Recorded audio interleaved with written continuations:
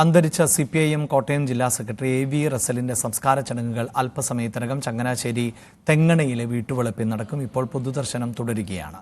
G ശ്രീജിത്തുണ്ട് വിശദാംശങ്ങളുമായി. ശ്രീജിത്ത്, സമൂഹത്തിന്റെ നാനാതുറകളിൽ ഉള്ളവർ അന്ത്യാഞ്ജലികൾ അർപ്പിക്കുകയാണ്. സംസ്കാര ചടങ്ങ് എപ്പോൾ ആരംഭിക്കും? എന്താണ് മറ്റു വിവരങ്ങൾ? അഭിലാഷ, സംസ്കാര ചടങ്ങുകൾ തുടങ്ങിയിരിക്കുകയാണ്.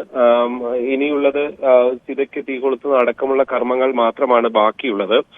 നേരത്തെ അല്പസമയം മുമ്പാണ് പൊതുദർശനം അവസാനിച്ചത്. അതിനുശേഷം ഈ വീട്ടുവളപ്പിൽ തന്നെയുള്ള ചിതയിലേക്ക് മൃതദേഹം എത്തിച്ചിട്ടുണ്ട്. അവിടെ ഇപ്പോൾ മറ്റ് അവസാന വട്ടമായി അദ്ദേഹത്തെ കാണാൻ, അഭിവാദ്യം അർപ്പിക്കാൻ, ആദരാഞ്ജലി അർപ്പിക്കാൻ എത്തുന്നവരൊക്കെ അവസാന വട്ടം കാണുകയാണ്. അദ്ദേഹത്തിന്റെ ഭാര്യയും മക്കളും ഒക്കെ ഈ ചിതയ്ക്ക് തൊട്ടടുത്ത് തന്നെയുണ്ട്. മന്ത്രി VN വാസവൻ ഉൾപ്പെടെ കോട്ടയത്തെ CPM-ന്റെ ഏതാണ്ട് എല്ലാ മുഖങ്ങളും ഇവിടെ തന്നെ ഉണ്ട് എന്നതാണ് നമുക്ക് കാണാൻ സാധിക്കുന്നത്. കഴിഞ്ഞ 3 ദിവസമായി വലിയ തിരക്കായിരുന്നു AV റസലിന്റെ പൊതുദർശനം നടന്ന സ്ഥലങ്ങളിലെല്ലാം. CPM ജില്ലാ കമ്മിറ്റി ഓഫീസിലും ചങ്ങനാശ്ശേരി ഏരിയ കമ്മിറ്റി ഓഫീസിലും, തുടർന്ന് ഇന്നലെ വൈകുന്നേരത്താണ് അദ്ദേഹത്തിന്റെ വീട്ടിലേക്ക്, ചങ്ങനാശ്ശേരി തെങ്ങണയിലെ ഈ വീട്ടിലേക്ക് മൃതദേഹം കൊണ്ടുവന്നത്. അന്നേരവും മുതൽ വലിയ തിരക്ക് തന്നെയായിരുന്നു.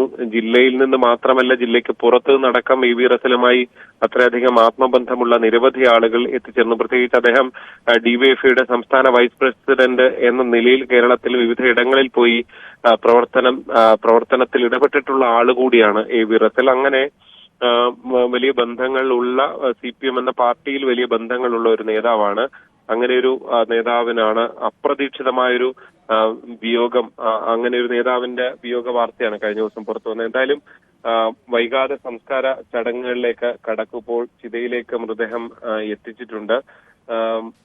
വളരെ വേദനയോടുകൂടി പ്രവർത്തകരും നേതാക്കളും എല്ലാം കഴിഞ്ഞു പോകുന്ന ഒരു സാഹചര്യം തന്നെയാണ് നമുക്ക് കാണാൻ കഴിയുന്നത്. തൊണ്ട പൊട്ടുമാറ് ഉച്ചത്തിൽ മുദ്രാവാക്യങ്ങൾ വിളിക്കുന്നുണ്ട്. പ്രിയ സഖാവിന് അവസാനവട്ട യാത്രാമൊഴി നൽകിക്കൊണ്ടിരിക്കുകയാണ് കോട്ടയം ചങ്ങനാശ്ശേരി തെങ്ങണയിലെ ഈ വീട്ടുവളപ്പ്. എന്തായാലും വൈകാതെ സംസ്കാര ചടങ്ങുകളിലേക്ക് കടക്കും. സഖാവ് AV റസലിന് അന്ത്യാഞ്ജലികൾ അർപ്പിക്കുകയാണ് വിവിധ രാഷ്ട്രീയ മേഖലകളിൽ ഉള്ളവർ, അതോടൊപ്പം തന്നെ സാമൂഹിക സാംസ്കാരിക മേഖലയിലുള്ളവർ, സാധാരണക്കാരായ ആളുകൾ ഉൾപ്പെടെയുള്ളവർ അദ്ദേഹത്തിന് അന്ത്യാഞ്ജലികൾ അർപ്പിച്ചു.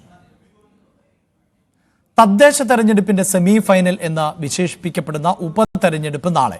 സംസ്ഥാനത്ത് 28 തദ്ദേശ വാർഡുകളിലേക്ക് നടക്കുന്ന ഉപതെരഞ്ഞെടുപ്പിന്റെ ഒരുക്കങ്ങളെല്ലാം പൂർത്തിയായതായി മുഖ്യ തെരഞ്ഞെടുപ്പ് കമ്മീഷൻ അറിയിച്ചു. നാളെ രാവിലെ 7 മണി മുതൽ വൈകിട്ട് 6 മണി വരെയാണ് വോട്ടെടുപ്പ്. വയനാട് ഒഴികെയുള്ള 13 ജില്ലകളിലെ 30 തദ്ദേശ വാർഡുകളിലേക്കായിരുന്നു ഉപതെരഞ്ഞെടുപ്പ് വിജ്ഞാപനം വന്നത്. കാസർഗോഡ് ജില്ലയിലെ മടിക്കൈ ഗ്രാമപഞ്ചായത്തിലെ കോളിക്കുന്ന്, ചീമേനി ഗ്രാമപഞ്ചായത്തിലെ പള്ളിപ്പാറ തുടങ്ങിയ വാർഡുകളിലെ സ്ഥാനാർത്ഥികൾ എതിരില്ലാതെ തിരഞ്ഞെടുക്കപ്പെട്ടിരുന്നു. തിരുവനന്തപുരം കോർപ്പറേഷന്റെ ഭാഗമായ ശ്രീവരാഹം വാർഡിലേക്കും 2 ബ്ലോക്ക് പഞ്ചായത്ത്, 3 മുനിസിപ്പാലിറ്റി, 22 ഗ്രാമപഞ്ചായത്ത് വാർഡുകളിലേക്കുമാണ് ഉപതെരഞ്ഞെടുപ്പ് നടക്കുന്നത്. 52 സ്ത്രീകൾ ഉൾപ്പെടെ 87 സ്ഥാനാർത്ഥികളാണ് മത്സര രംഗത്തുള്ളത്. 77 പോളിംഗ് ബൂത്തുകളിലായി 59,116 വോട്ടർമാരാകും വോട്ട് രേഖപ്പെടുത്തുക. ചൊവ്വാഴ്ച രാവിലെ 10 മണി മുതലാകും വിവിധ കേന്ദ്രങ്ങളിൽ വോട്ടെണ്ണൽ. വോട്ടെടുപ്പിന്റെ മുന്നൊരുക്കങ്ങളെല്ലാം പൂർത്തിയായതായി സംസ്ഥാനത്തെ മുഖ്യ തെരഞ്ഞെടുപ്പ് കമ്മീഷണർ A. ഷാജഹാൻ അറിയിച്ചു. സുരക്ഷാ മുന്നൊരുക്കങ്ങളുടെ ഭാഗമായി ക്രമസമാധാന പ്രശ്നങ്ങൾ ഉണ്ടാകാൻ സാധ്യതയുള്ള പോളിംഗ് കേന്ദ്രങ്ങളിൽ കൂടുതൽ പോലീസിനെ വിന്യസിക്കും. മുതിർന്ന നേതാക്കളെ തന്നെ രംഗത്തിറക്കിയായിരുന്നു LDF-ന്റെയും UDF-ന്റെയും BJP-യുടെയും പ്രചാരണം. തദ്ദേശ തെരഞ്ഞെടുപ്പിന് മാസങ്ങൾ മാത്രം ബാക്കി നിൽക്കെ 28 വാർഡുകളിലേക്ക് നടക്കുന്ന ഉപതെരഞ്ഞെടുപ്പിന്റെ ഫലം എല്ലാ മുന്നണികളും ആകാംക്ഷയോടെയാണ് ഉറ്റുനോക്കുന്നത്. ന്യൂസ് 18 തിരുവനന്തപുരം. കുണ്ടറ റെയിൽവേ ട്രാക്കിൽ ഫോൺ പോസ്റ്റ് കൊണ്ടിട്ട സംഭവത്തിൽ പ്രതികളുമായി അല്പം മുമ്പ് റെയിൽവേ ട്രാക്കിൽ എത്തിച്ച് തെളിവെടുപ്പ് നടത്തി. സംഭവത്തിൽ പ്രതികളെ NIA ചോദ്യം ചെയ്തു. വിനീഷ് ആണ് വാർത്തയുടെ വിശദാംശങ്ങളുമായി ചേരുന്നത്. വിനീഷ്, തെളിവെടുപ്പ് അടക്കം നടത്തി. നേരത്തെ പ്രതികൾ പറഞ്ഞിട്ടുള്ളത് അവർ മദ്യലഹരിയിൽ ആയിരുന്നു.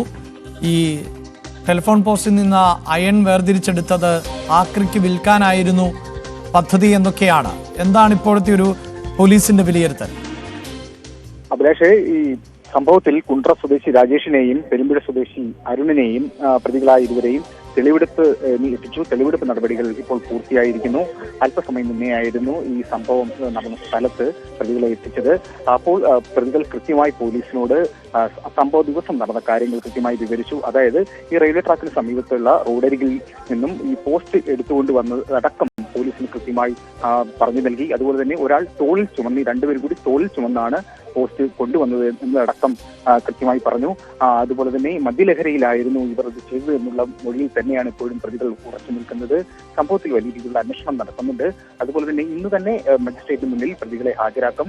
ഇനിയിപ്പോൾ തുടർ നടപടികൾ ബന്ധപ്പെട്ട് മജിസ്ട്രേറ്റിന് മുന്നിൽ ഹാജരാക്കുകയും റിമാൻഡ് പോകും. പിന്നെ ഇനിയിപ്പോൾ കസ്റ്റഡിയിൽ വാങ്ങുന്നതിനെ കുറിച്ചൊന്നും പോലീസിന് വ്യക്തത വന്നിട്ടില്ല. പക്ഷേ എന്നാൽ ഇപ്പോൾ ഈ തെളിവെടുപ്പ് നടപടികളെല്ലാം പൂർത്തിയായി.